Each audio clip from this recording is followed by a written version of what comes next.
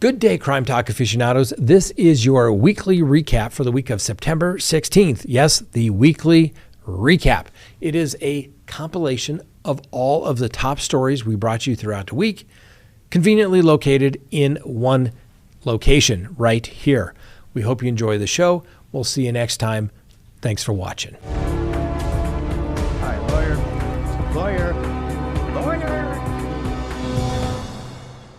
Before we get started, go to crimetalksearch.com, sign up for that background subscription service today so that you can do a background search on anyone here in the United States. And the beautiful thing is you can do one search or you can do as many as your little heart desires as long as you have that subscription, and you can cancel anytime. And that background report is going to be completed literally while you wait, and then it'll be emailed to you and you will have it in your hot little hands.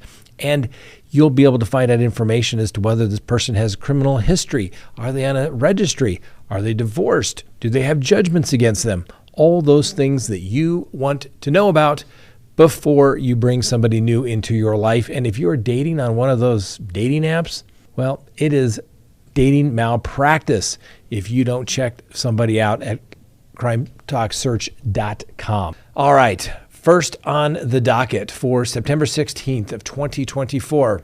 That's right. The University of Idaho murder suspect, Brian Kohberger.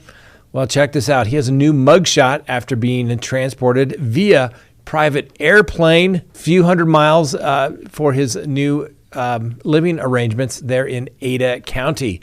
That's right. Brian Kohberger was flown Sunday to Idaho's capital, Boise, for those who don't know that, after being granted a change of venue to take his trial away from Latah County, where obviously he's accused of brutally stabbing 4 students in their college rental home there in Moscow, Idaho. Now, Kohberger was seen arriving in Boise on a private plane and then was transferred to a black SUV in his little orange jumpsuit and handcuffs, traveling like he owns the place, ladies and gentlemen. He is getting what he wants. Now, don't get me wrong. I love private transportation, and one of these days soon, I feel it. Hopefully in the next week or two, Crime Talk 1 will be back in business. But guess what? I pay for Crime Talk 1. Brian Kohberger gets to travel first class at the Idaho taxpayer expense. Why couldn't they have just put him in the back of a van and driven him those 300 miles from Latah County to Ada County? That's what they would do with just about everybody else that was being transferred there for court or some other proceeding. Seems like maybe this guy could be getting a little bit of special treatment. Just throwing that out there. Like I said, look at this new mugshot. Yeah, must be growing the beard out for the ladies. Can you imagine how many new pen pals he's going to get after his little rough and tumble look that he's got? Apparently, I don't know. We'll have to wait and see for that as well. So as you know, if you've been watching Crime Talk, you know that Judge ordered the transfer last Monday, citing several reasons to move the trial to a larger courthouse and remove him from the location of the crime, including fears that people were going to burn the courthouse down if Mr. Kohberger was in fact acquitted. I think that's a little excessive. I don't think the great people there in Idaho would do that. And, you know, who knows? We'll have to wait and see what the verdict will be. But I don't think people in Latah County would burn the place down. I think that's a little extreme, but that's what the judge said. Anyway, Kohberger's defense alleged there would be an unfair prejudice due to pretrial publicity if the trial were held in the tight-knit Latah County, where jurors were more likely to have an emotional response to the killing. Now, don't get me wrong. I think the judge made the appropriate ruling based upon the evidence that was presented at the change of venue hearing. And since the prosecution presented no evidence as it relates to their position that the people in Latah County could give Brian Kohberger a fair trial, that they were not tainted, but the prosecution chose not to do their own survey, and second, presented no evidence other than some really weak arguments, the judge really had no choice but to grant the change of venue motion. Now, Ada County, that's in Boise, has a much larger population in which to pull a potential jury from, and therefore trying to ensure that Brian Kohberger would receive a fair trial. Obviously, there's more jurors, more diluted, I guess is the term that they use. and therefore a better chance of getting a fair and impartial jury. We get that. Now, Kohberger is also getting a change of abode, just like he received the change of venue. He's being held there in Ada County, and he will be housed by himself due to safety concerns for both inmates and employees within the facility. We'll have to see. Anyway, his length of stay is temporary. It's listed as temporary because he's being held for the court and because the Ada County Sheriff's Office did not make the arrest or bring forth the charges. Now, the Ada County Sheriff's Office gave a statement and said several factors were considered in planning and preparing for Brian Kohberger's move to the Ada County Jail. First and foremost was wanting to do it most safely and efficiently. And thanks to the wonderful partnership with the Idaho State Police, we could use their aircraft because it simply made the most sense given the distance of travel and complications that may have come up using ground transportation. What, was somebody going to break Brian Kohberger out? They transport prisoners all the time via the back of a van. Why is Brian Kohberger special? Like I said, I love private aviation. I do. Don't get me wrong. Once you do it, you never want to go back. Ask Brian Kohberger, right? He is probably never going to fly commercial again, and all he's going to have to live by is private transportation. Anyway, we'll leave that right there for that. Anyway, also, last week, another ruling was done by the Idaho Supreme Court, which appointed a new judge to the case. Now it's Judge Stephen Hippler. He is a judge in Ada County.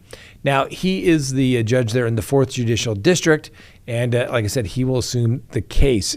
His current term ends in January of 2027. That's when he'll be up for re-election. Now, he has no worries of not being reelected as a judge.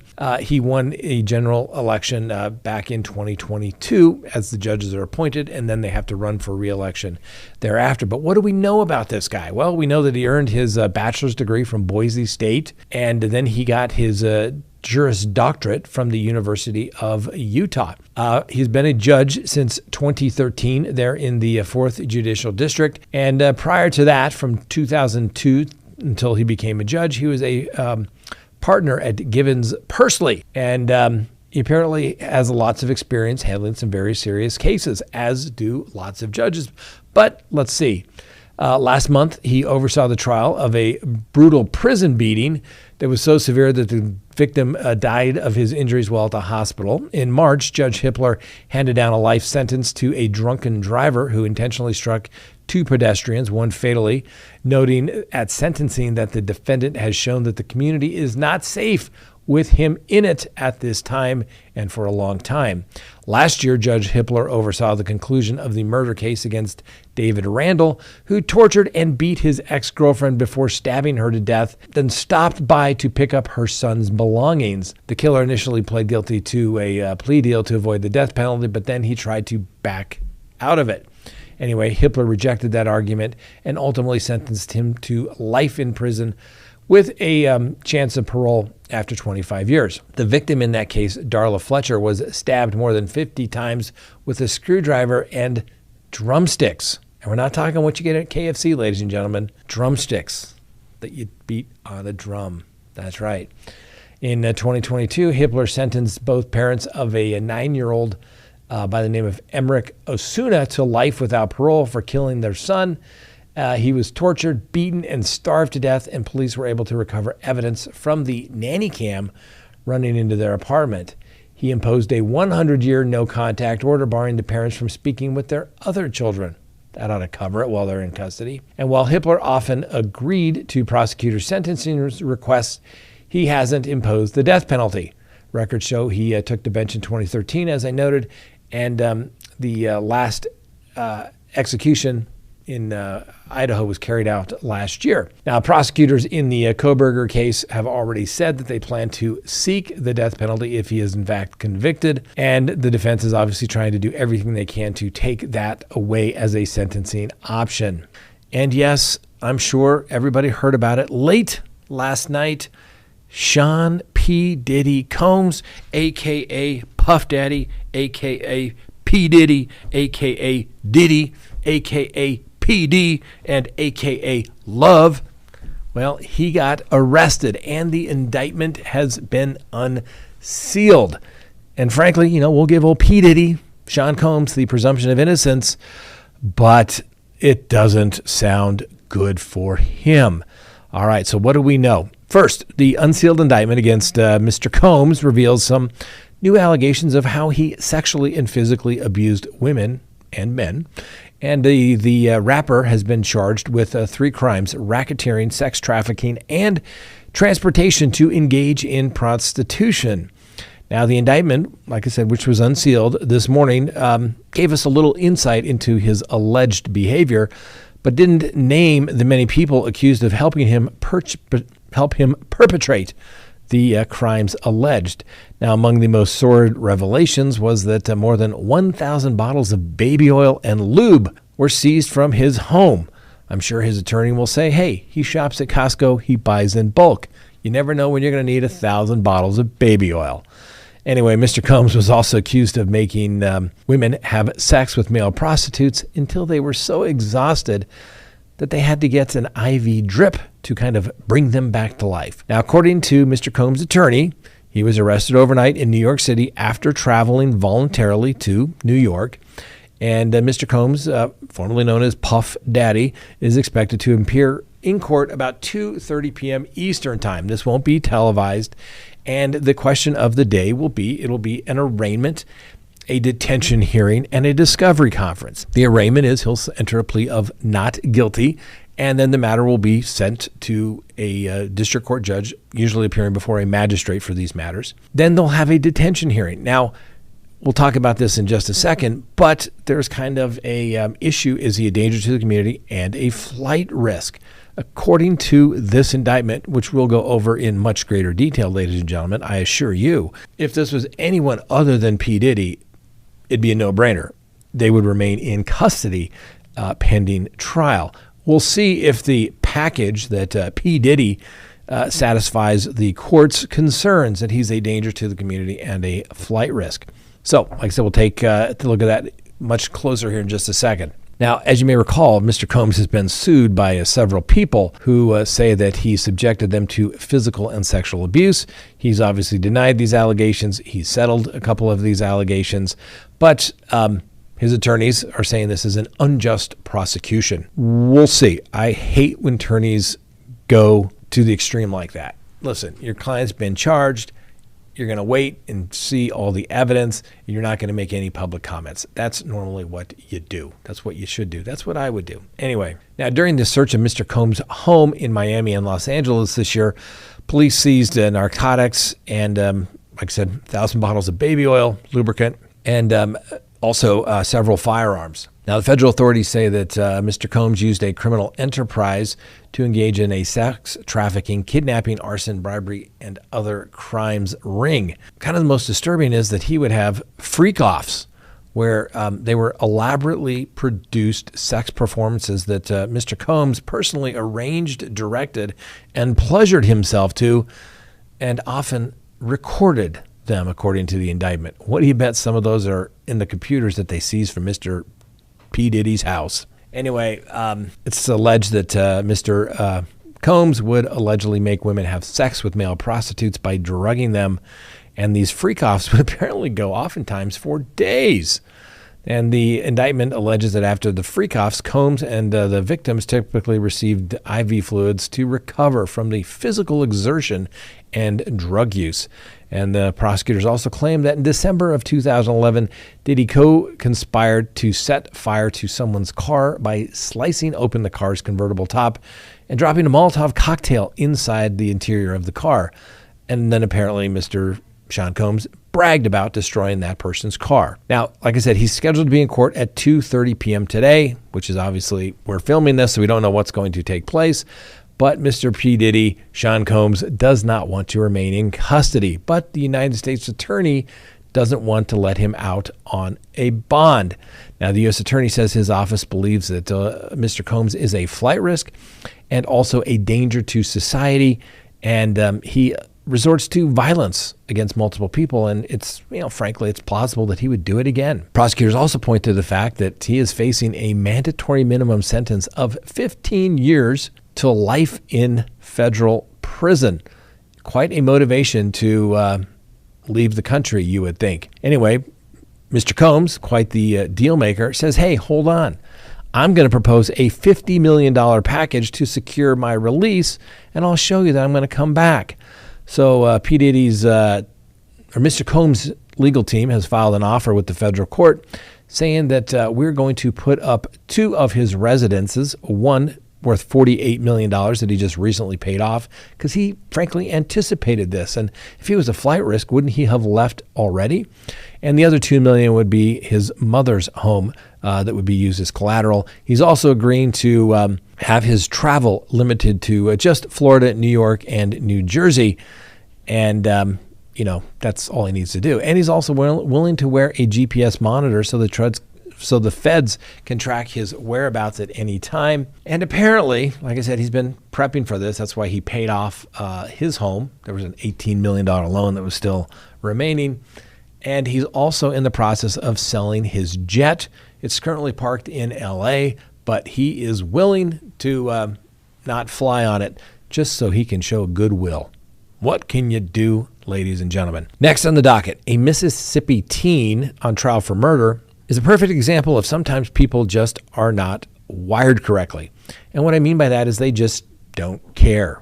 They have no emotions. They just don't care. Anyway, some video played at the trial of a 15-year-old by the name of Carly Gregg's trial on Tuesday appeared to show that the teen hiding something behind her back and then walking towards her bedroom just moments before the sounds of 3 gunshots and her mother screaming could be heard on the video. Now, Miss Gregg, like I said, she's 15. She's on trial for murder and attempted murder as an adult after turning down a 40-year plea deal. The defense is pursuing an insanity defense, arguing that this is not a whodunit case, but why did it happen type of case. Just because you're a sociopath doesn't mean that you're necessarily insane. Anyway, the video from the afternoon of March 19th showed that Gregg, then 14, was at the Brandon residence when 40-year-old Ashley Smiley, her mother, a math teacher in the local community, was fatally shot in the face, and that the defendant immediately after the shooting went to the kitchen and started to use a phone.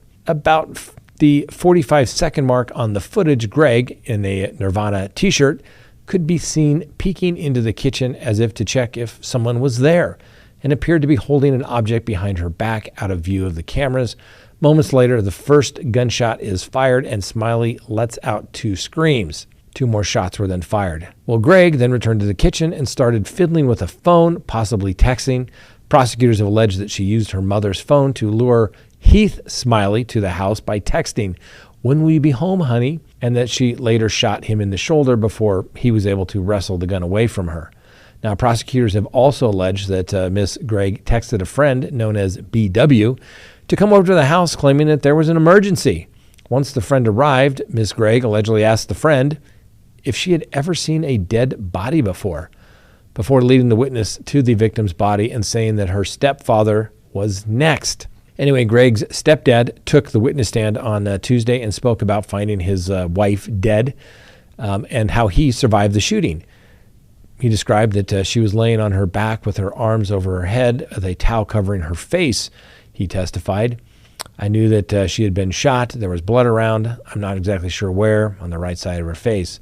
When he opened the door to the kitchen, the gun went off in my face before the door was 3 or 4 inches wide open," he testified. And like I said, it went off a couple of times, but my hand was on the gun after the first shot, and he twisted it away from Miss Gregg. Now, Smiley also said that Miss Gregg, whom he remembered as a sweet little girl, looked as if she had seen a demon or something that day. Jury will decide. Not guilty by reason of insanity or just cold-blooded murder after deliberation of her own mom by shooting her in the face and then plotting to kill the stepdad? I don't know. I think some people just are not wired right. Next, there's going to be a new prosecutor on the Karen Reed matter. And the interesting thing is the prosecutors went and hired a defense attorney to help the prosecutors. You can't make this stuff up. So when Karen Reed returns to court for her retrial in the death of her former boyfriend, Boston police officer John O'Keefe. The prosecution in the controversial and closely watched case will be led by a new outside attorney with experience doing a lot of high-profile cases as a defense attorney. That's right. The Norfolk County District Attorney, Michael Morrissey, announced yesterday that he has tapped defense attorney Hank Brennan as a special assistant district attorney to lead the retrial, calling him a highly respected and skilled former prosecutor and longtime defense attorney with over 25 years of experience in both state and federal court, and he has handled lots of complex cases. The district attorney said he looks forward to Attorney Brennan working in concert with the trial team that previously prosecuted the case, which resulted in a mistrial. But Mr. Brennan represented mobster James Whitney Bulger in the federal murder trial in Boston. And he states that he assumes full responsibility and all obligations for prosecuting this case and will do so meticulously and ethically and zealously without compromise. The retrial is due to begin in January. Now, as you know, Reed also has a couple of high-profile attorneys. First, they use the Los Angeles-based lawyer Alan Jackson and local guy by the name of David Yannetti. They have also been part of the team that appeared in the Supreme Court there in Massachusetts to have see if the two of the three charges brought should be dismissed as it relates to the mistrial issue. We've talked about that before, so we're not going to talk about it today. But as you simply may recall, the jurors had reached apparently a decision on two of the charges, but not the third. And the two that they had reached were not guilty, but the court never accepted those verdicts, so they really don't count. Now, once news traveled to the defense attorneys for Karen Reed, they gave the following statement. Michael Morrissey has decided to use taxpayer funds to hire an outside lawyer to prosecute this case, and that speaks volumes about his confidence in his own team. Ooh, ouch, ouch. Dig that knife in there deep. Anyway, the defense team for Karen Reed says they can bring anyone they want to court, and we will beat this unjust prosecution, just like we did the last time. Like we've said to Mr. Morrissey previously, do your worst. We'll see you in court. Now, I do find it interesting, and it's certainly the prerogative, I guess, of any prosecutor to bring on any prosecutors that they need to do the case. It's basically a vehicular assault, hit and run that most any county court deputy should be able to try themselves, let alone a district court felony DA. So the fact that they brought in a former prosecutor and defense attorney to do it, it really says, man, we're not confident in the team that we have. Very, very interesting. Speaks volumes for sure. It's going to be an interesting retrial, assuming it goes. And first on the docket, Ada County. They're saying, we've got this. Don't worry about it, old Latah County. So all hearings scheduled in Latah County for the case of Brian Kohberger are apparently going to need to be rescheduled there in Ada County. And that's according to kind of the administrative judge that was speaking about the Kohberger case. So basically what that means is the trial timeline could change. They usually don't move them up forward. They usually push them out a little farther, ladies and gentlemen, so we'll have to wait and see. So the judge noted that all the time schedules that were laid out in Latah County will have to be reset. And guess what? That's what they're going to do at the status conference next week when Judge Hippler, who is assigned to the case, will determine whether the parties, including the prosecution and the defense, can come to the hearing virtually. Now, it's a chance for the Judge Hippler, and the counsel involved to find direction for moving forward and moving the case towards the ultimate trial that everybody anticipates. Anyway, Ada County will also handle all resources for the trial from here on out, and they'll have no help from outside counties. The judge noted that the Ada County Courthouse is used to rearranging on a daily basis, so he expects business to go on as usual even during the trial. He basically said didn't really think there's going to be any delay or put off this trial far into the future because we can handle this trial. The judge noted this isn't the first time that Ada County has dealt with high-profile cases. As you know, both Lori Vallow and Chad Daybell cases were held there, and they are prepared and ready. They said they're going to be working with all their partners, such as the sheriff's office and the county commissioners and other courts, to be able to put on a fair trial, and said that a trial that is there to protect the constitutional rights that Mr. Kohberger has, and a trial that protects the constitutional statutory rights that the families and the victims have. There you go. I've said this once and I'll say it again. Larger jurisdictions can handle these types of cases because they are frankly routine in these larger jurisdictions. Apparently in Ada County, no big deal scheduling a 6 to 8 week trial. I can tell you I was in court today. I'm like, why are there so many potential jurors out there today? Well, they got a potential serial rapist case that is going to be starting on Monday. They're pre-screening all the jurors today, but that trial is expected to go for some 6 weeks with some, I think, 14 to 16 victims. And everyone's acting like it's no big deal. We'll just deal with it. You get into those smaller jurisdictions, not as easy to do that. Well, we do know that the judge has issued an order covering decorum. And the significance of this is, well, will the trial be televised or not? So the court there in Ada County has issued a new decorum order, and it's very similar to the decorum orders that we saw in the Lori Vallow and Chad Daybell cases. And the court notes that they're mindful of the need to balance the constitutional rights of Mr. Kohberger, the public's interest and right to information in conjunction with certain constitutional and statutory rights for the public to attend the various proceedings. And the court appreciates the interest in maintaining order and environment, which permits all the participants to focus on their responsibilities without undue distractions.